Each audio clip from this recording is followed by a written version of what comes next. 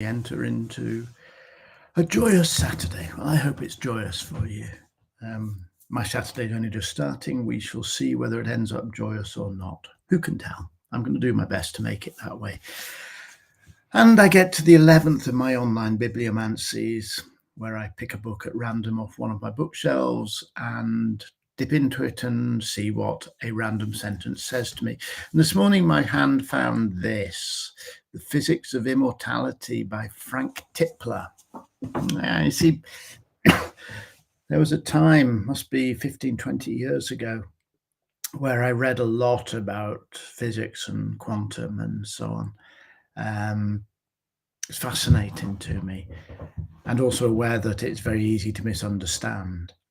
It's simply misunderstanding to say, oh, quantum says that everything is energy, so all you need to do is change your energy and you change the world. That's superficial claptrap. But I wanted to try to understand it a little bit. So I spent a lot of time looking at quantum, a few years where I read a lot of science books. I come from a physics family. My father was a physics teacher. My brother's involved in physics. He's a professor of physics.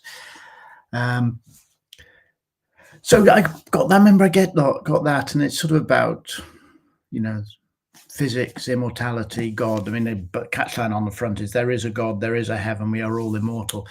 And I was a bit skeptical about it, and I remember nothing about his thesis except coming out of the book going unconvinced. Sorry, not at all convinced by this.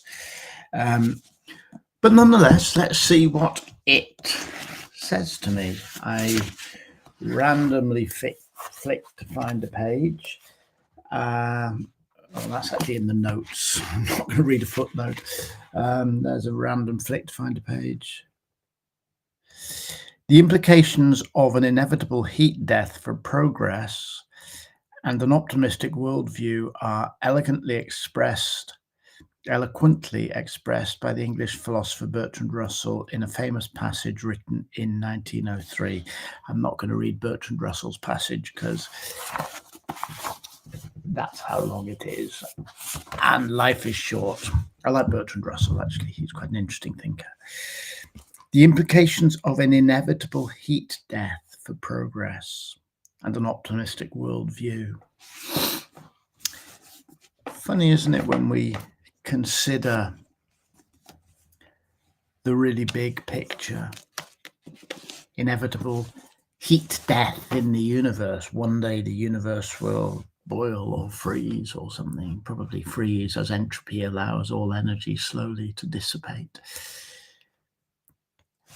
And we get a little worried about it. Oh God, what if the sun one day goes extinct? Yeah, 20 billion years from now. Inevitable heat death, what's life worth? Well, we're all going to be dead long before there's a heat death.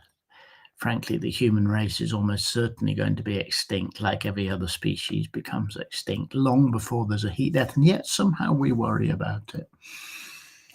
Or if not worry about it, we can become fascinated and in awe. I'm currently reading a book by Mathieu Ricard and someone else whose name I can't remember, called The Quantum and the Lotus, a conversation between a scientist who became a Buddhist and a Buddhist who became a scientist, looking at the links between those things. It's really interesting. These big picture questions, the universe, life, meaning, have always fascinated us. They expand our awareness. We can allow them to become a source of fear, we're all going to die, or of awe, wow, we're all alive, and we have the capacity to imagine what that means. Fear or awe, anxiety or excitement. Opening up the human ability to imagine beyond any kind of human scale.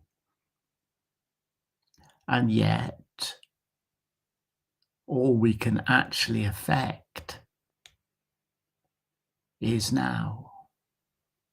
How we choose to think, react, act now.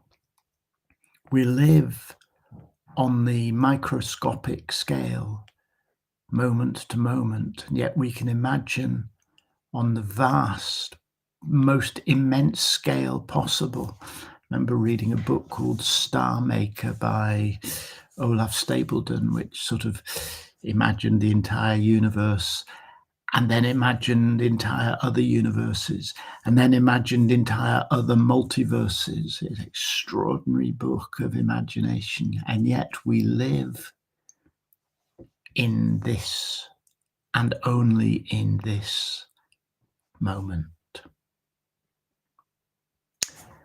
Human mind is an extraordinary thing, living between vastness and the minute.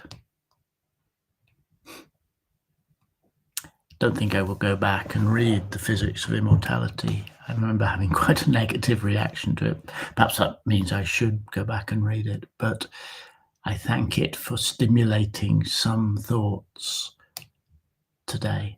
Interestingly, this morning when I woke up, on my iPad, I drew a picture. You can see it on my Facebook or Instagram feed. I drew a picture which was really somebody facing up to vastness and in that moment hearing a tiny voice from within him. How strange that the picture I drew at 6:30 this morning and the sentence that fell into my eyes at 9:00 this morning somehow talked of the same thing. I think Jung might talk of synchronicity. Have a wonderful day, my friends. Have a wonderful day.